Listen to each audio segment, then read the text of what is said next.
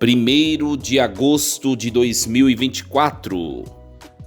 Nesta quinta-feira da 17ª semana do Tempo Comum, a Igreja celebra a memória de Santo Afonso Maria de Ligório, bispo e doutor da Igreja.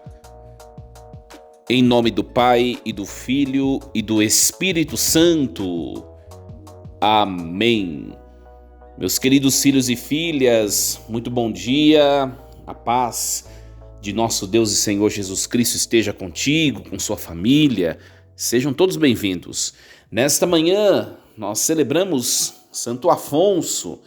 Afonso Maria de Ligório nasceu no ano 1696, em Nápoles, na Itália, e faleceu no ano de 1787.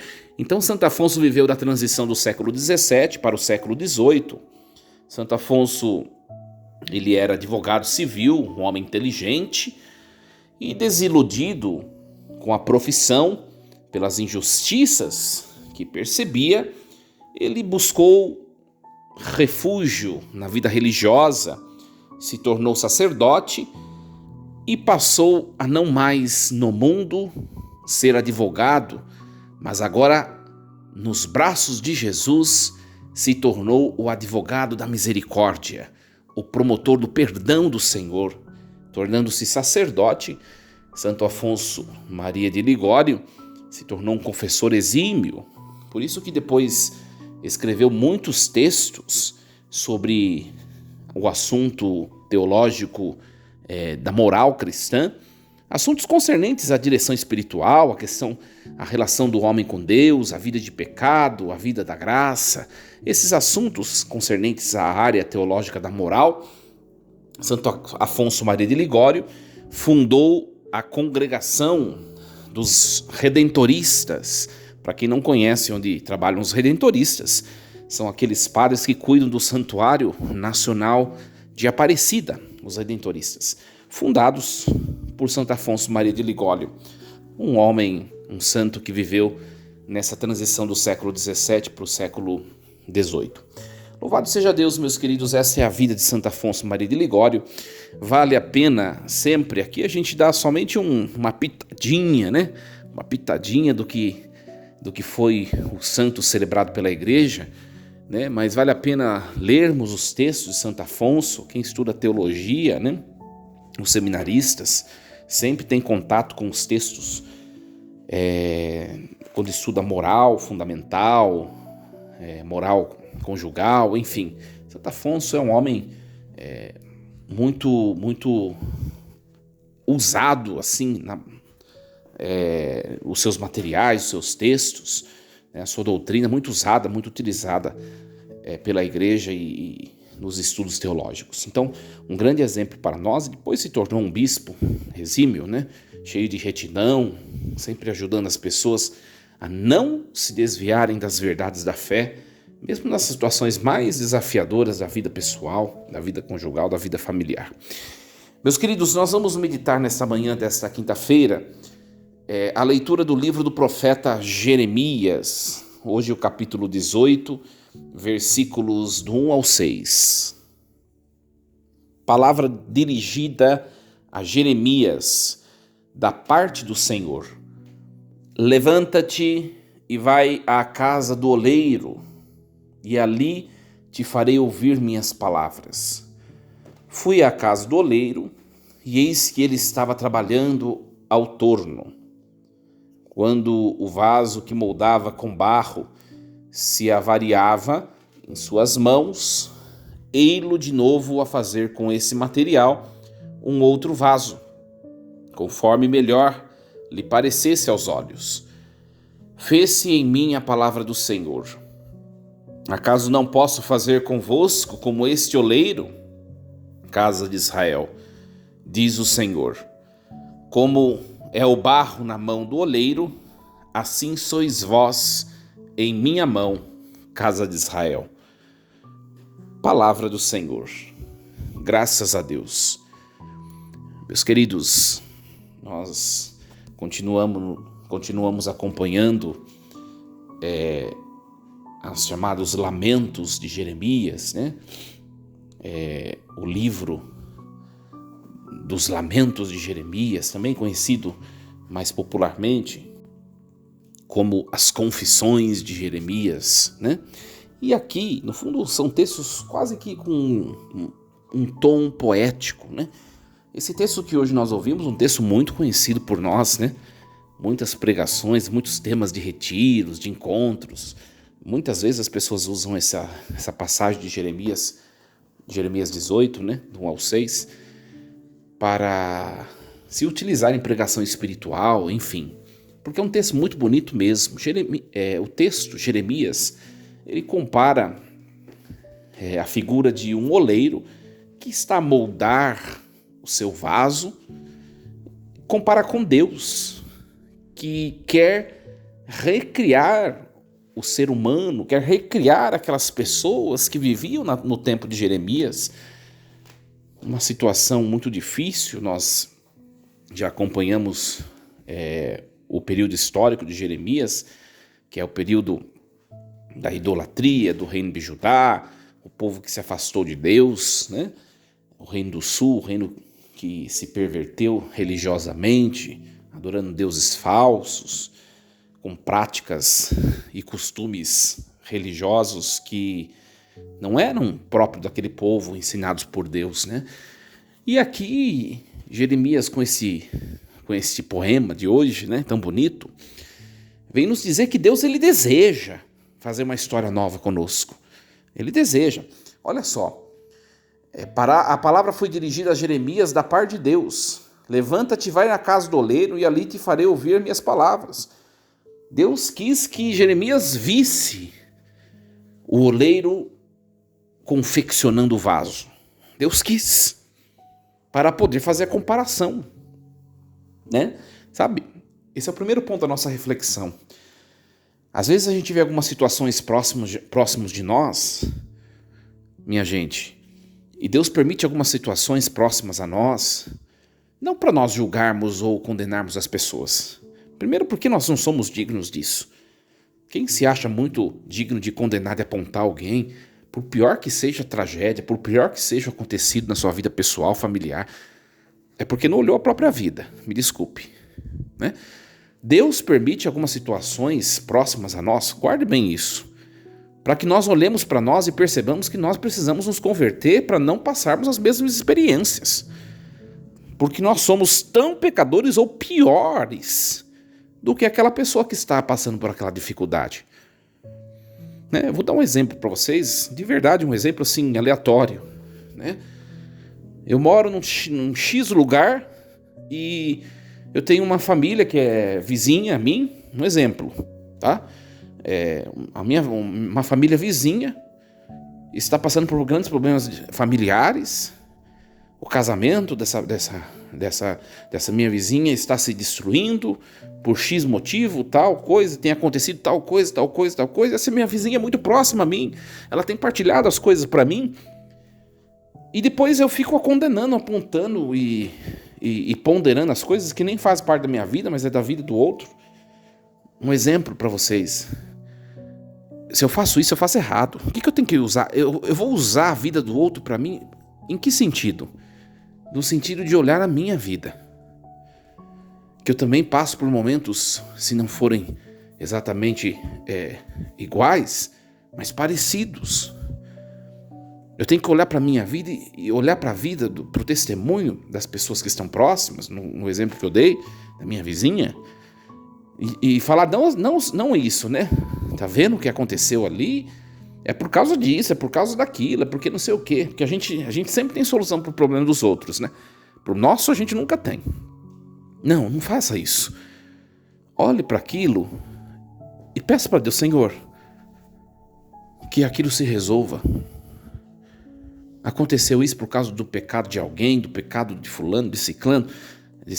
Ora, que eles possam recomeçar.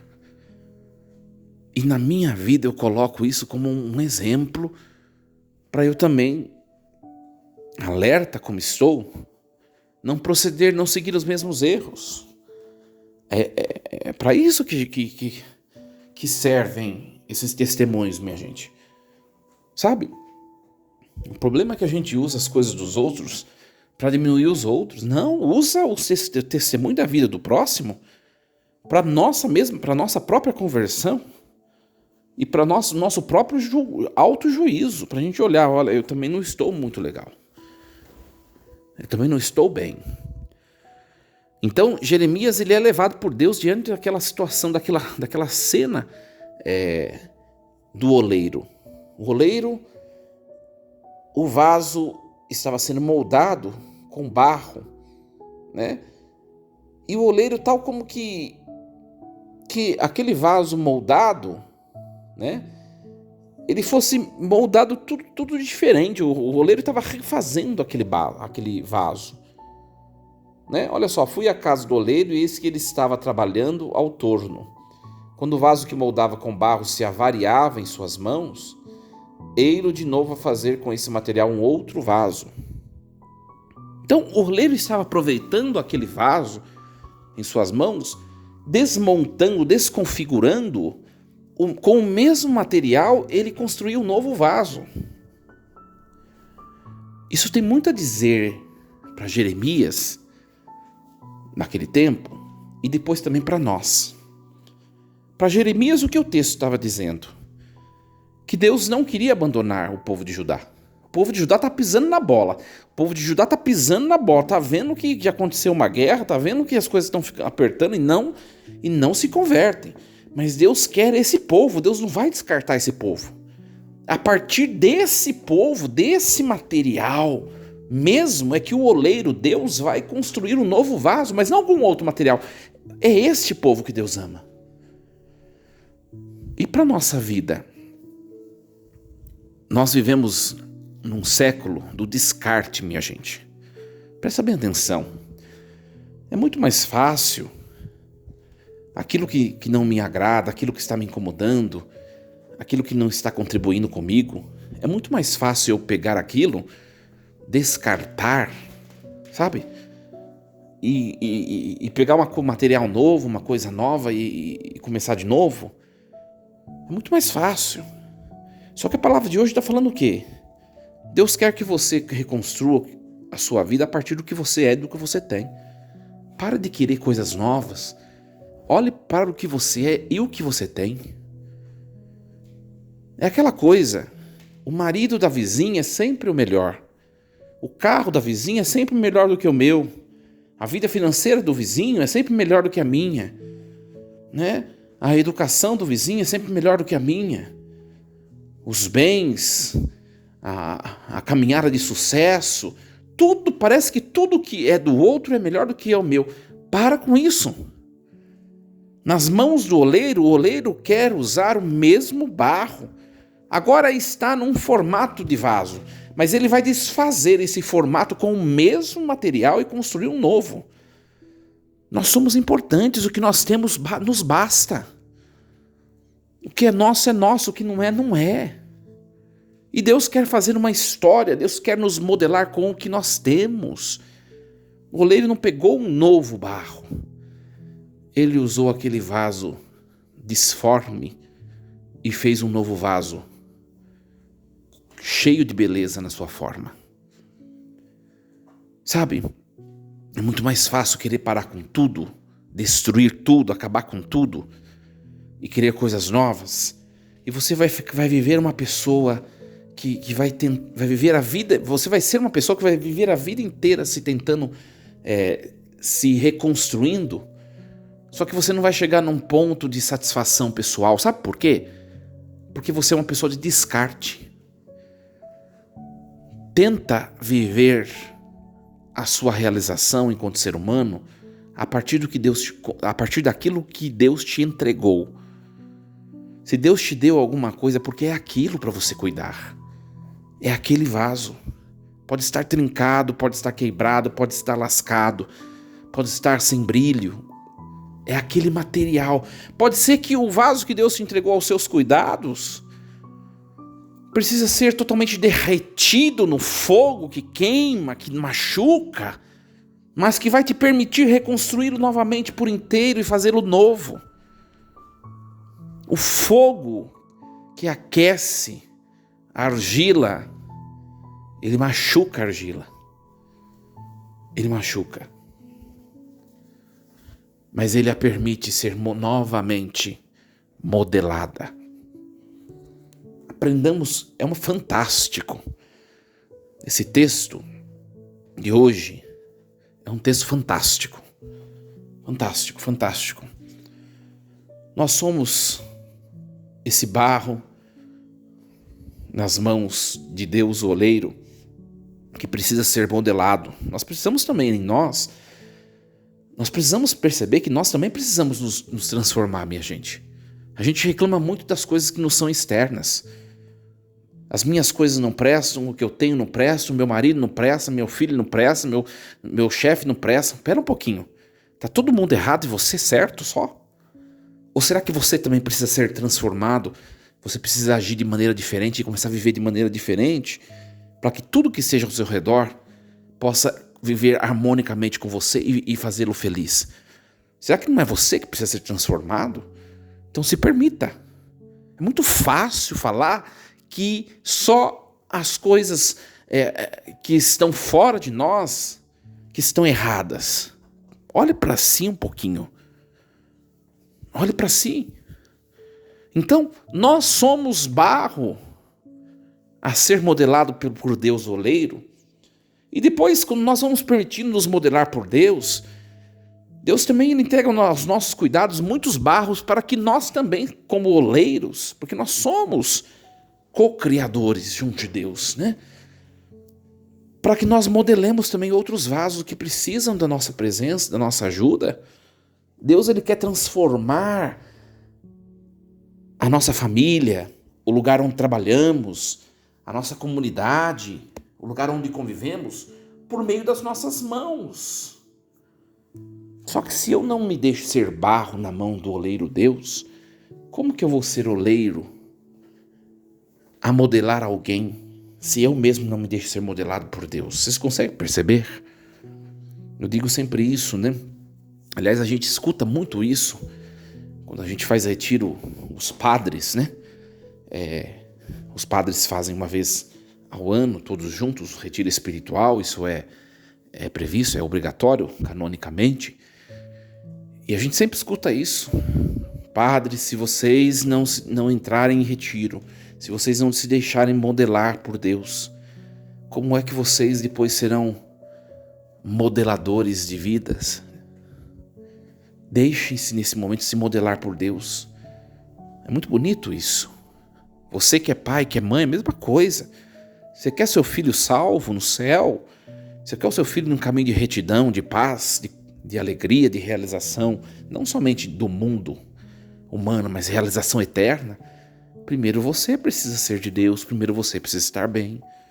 Você quer ajudar alguém espiritualmente a se encontrar com Deus?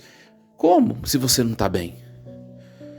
É muito fácil apontar os outros que estão longe de Deus, se eu mesmo tenho tantos bombardeios interiores que me tiram de Deus. Nós precisamos das mãos santas do oleiro Deus a nos aperfeiçoar, a nos lapidar, a nos modelar.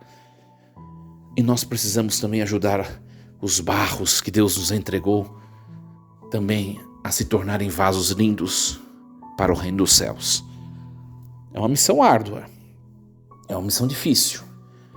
A missão difícil não é somente modelar os outros, porque isso a gente tem facilidade de saber o que é ideal para os outros.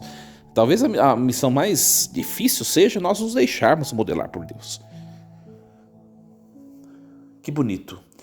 É claro que aqui Deus está falando para Jeremias: eu sou o oleiro, eu quero pegar nas minhas mãos esse barro, Judá, Israel, e fazê-lo um povo diferente, um povo novo, onde não habite mais a idolatria, mais os pecados, mais as infidelidades, mais os ídolos, mais a fidelidade, a paz, a prosperidade. Eu quero fazer isso com Judá. Mas Judá precisa estar nas minhas mãos. Olha, é um texto muito forte para Jeremias. Jeremias está diante daquele oleiro a modelar um vaso de maneira concreta, e Deus fala isso para ele. Imagine, nos coloquemos no lugar dele, né? Qual não foi a sensação dele? Porque ele estava vendo o povo de Judá se afastando cada vez mais de Deus. O que será que ele não pensou? Que Deus nos ajude, meus queridos. O segredo está efetivamente em estar nas mãos de Deus. Se lance nas mãos de Deus e deixa Ele fazer. Deixa Ele fazer. Sabe, eu termino dizendo assim, nós temos muita facilidade em dizer-nos entregues às mãos de Deus. Mas a gente entrega as coisas nas mãos de Deus e facilmente a gente tira das mãos dele, porque a gente pensa que a gente pode resolver as coisas, sabe? Se você entregou sua vida, sua história, seu casamento, seus filhos nas mãos de Deus, faça da sua vida uma permanente entrega. Não pegue nunca mais para você. Deixa nas mãos dele. Não tem mãos melhores. É por isso que outro dia me perguntaram, né? Padre, por que a gente toda vez tem que ficar cantando a consagração à Nossa Senhora, né? Outro dia teve missa da Mãe Rainha e sempre na renovação da Aliança de Amor se canta o canto da consagração à Nossa Senhora, né? Ó minha Senhora e minha Mãe, eu me consagro, me ofereço inteiramente a vós, né? E me perguntaram, por que tem que ficar se consagrando? Uma vez consagrado, nós não somos consagrados no batismo? É preciso entender essa diferença. O batismo, minha gente, o batismo é por excelência a grande e única consagração que nós fazemos a Deus. É a grande marca que Deus nos faz. Só que nós vasos, né? Nós vasos que recebemos de Deus essa recriação, esse brilho de vaso limpo, novo, facilmente nós trincamos, nós quebramos. A morte, o sofrimento, as perdas da vida, as derrotas da vida nos quebram, nos dilaceram, não é? É preciso que o oleiro reconserte, remodele. Por isso que nós fazemos essas consagrações de tempos em tempos. Nesse caso, nesse exemplo que eu dei, uma vez por mês, né? Uma vez ao mês. Por quê? Para que nós nos permaneçamos lá firmes. Se escorregamos no começo desse mês, ao fim do mês nós vamos nos reerguer. Se estamos vacilantes na fé, que nós voltemos ao primeiro amor, ao amor de Deus. Se estamos desanimados, nos alegremos na confiança, na esperança que vem de Deus. Se estamos em pecado, voltemos, recebamos o perdão de Deus. Dá para entender? Nós quebramos muito fácil, é preciso se consagrar, recomeçar. E quando a gente se consagra a Nossa Senhora, não é que a gente se oferece como sacrifício a ela, que é uma criatura. Não é isso. É que a gente se recomenda as orações dela, para que a nossa consagração a Deus, ela de fato se mostre novamente pelo brilho de um ser humano renovado. A oração de uma mãe, ela ajuda o filho a renascer. Não é Maria quem faz, ela pede, é Deus quem faz. É muito bonito. Por isso que quando a gente canta essa consagração, me veio muito isso no meu coração, né? Eu estava preparando essa liturgia de hoje. Quando a gente canta a consagração, a gente diz assim: guardai-me, mãe, defendei-me. Ou seja, pegue-me a mim, que sou um vaso frágil, em vossas mãos que são santas, mãe. Guarde-me, defenda-me. E aí a gente diz: como coisa e propriedade vossa, amém. Do latim, rerum. Né? Rerum é coisa. Por quê? Porque se remete a um vaso frágil a ser guardado. É uma coisa. E uma coisa ela é guardada para ser para o proprietário aquilo que o proprietário quiser. De tal modo que eu quero ser coisa nas mãos da mãe e por consequência nas mãos de Deus, para que Deus faça em mim o que Ele quiser, não o que eu quero. Né? Se a gente vai procurar essa oração no original em latim, a tradução é coisa. Infelizmente tem muita gente que trocou a letra, né? E canta filho, É bonito? É bonito. Só que o filho, ele já prevê um jeito de ser tratado pelo pai. Um filho, ele quer ser amado naquilo que um filho deve ser amado. Um filho, ele quer ser buscado por um pai ou por uma mãe, naquilo que um filho, no jeito que um filho deve ser buscado. E quando eu me digo não filho, mas coisa, eu digo que Deus pode me usar, fazer de mim o que Ele quiser, não por ser filho, mas por ser objeto nas mãos dEle, a ser tratado do jeito que Ele bem entender, porque de Deus só pode vir um bem, um amor, a paz, a alegria e nunca o mal. Que nós hoje nos digamos vasos nas mãos de Deus, coisa a ser modelada, a ser renovada, a ser iniciada do zero novamente. Ora, que nós nos sintamos assim nas mãos de Deus, nesta manhã, neste dia, nessa quinta-feira. Nossa Senhora, interceda por nós. Santo Afonso, interceda por nós. Força e coragem, em nome do Pai, do Filho e do Espírito Santo. Amém.